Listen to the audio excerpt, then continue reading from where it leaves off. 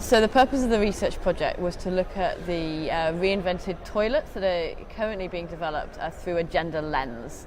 So to see what the different gender aspects of those toilets were, how women's needs and men's needs were being taken into account, and also to look at the teams that were working on those toilets and see if the composition of that team was positively impacting how those teams were taking gender into account. A couple of the key findings were that gender is certainly more than menstrual hygiene.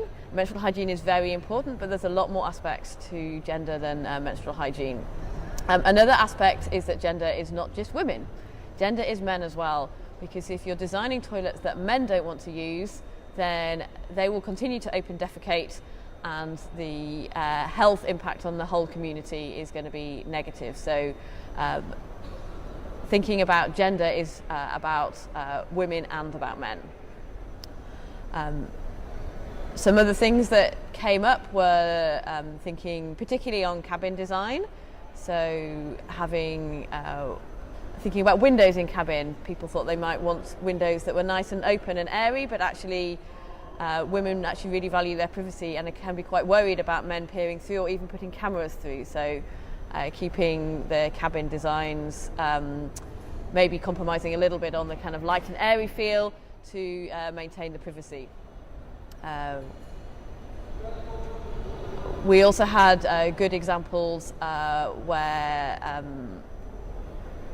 teams that were designing technologies that produced energy could be used to create lighting, but actually lighting would be more valuable in a women's toilet than in a men's toilet.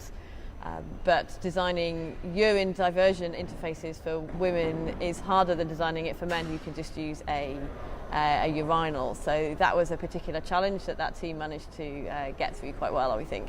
Doing focus groups separately with women and men, and that can bring some surprising findings. So one thing would be that women tend to have a higher sensitivity to odour, so that's been challenging teams to make sure that their toilet really is as odour-free as possible, really getting them to up their game in that respect. We found both women and men were receptive to having menstrual disposal facilities within the toilet, so bins and potentially even incinerators for menstrual waste, and both women and men, when asked separately, were both receptive to that. So the importance of this research is making sure that women's views are heard and that women are empowered to have sanitation facilities that are designed for them and that specifically meet their needs. We had teams that were really keen to try and do this, but sometimes they even found that when they asked for representatives from the community to share their experiences of using a toilet when it was being piloted, that still the men were put forwards. So I think we're just at the start of this journey. We're trying to share the findings that we have so far so that we can start to put this on people's agenda.